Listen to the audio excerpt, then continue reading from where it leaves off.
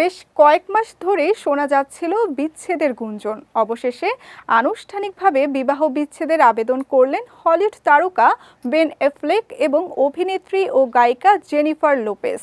আন্তর্জাতিক গণমাধ্যমের একটি প্রতিবেদন থেকে জানা গেছে, 20 আগস্ট এই তারকা জুটির দ্বিতীয় বিবাহ বার্ষিকীর দিন কোনো আইনজীবী ছাড়াই বিয়ে বিচ্ছেদের আবেদন করেন অভিনেত্রী।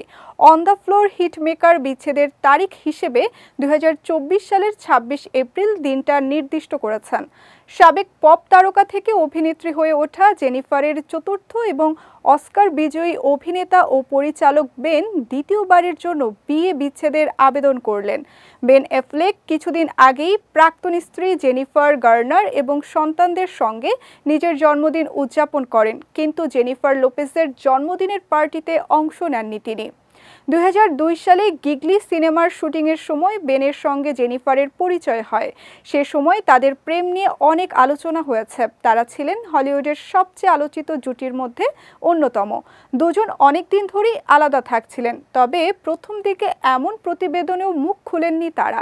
2023 সালে $60 মিলিয়ন খরচ করে দুইজন যৌথ মালিকানায় লস অ্যাঞ্জেলসে একটি বাড়ি কেনেন। সম্প্রতি দুজনে তাদের সেই বাড়িটি বিক্রি করে দেন। জানা গেছে, আর্থিক বিরোধের জেরে বেনের সঙ্গে বিয়ে বিচ্ছেদের আবেদন করেন জেনিফার। এই দুই তারকা অনেকদিন ধরেই নিজেদের মধ্যে সমস্ত যোগাযোগ বিচ্ছিন্ন করে দিয়েছেন।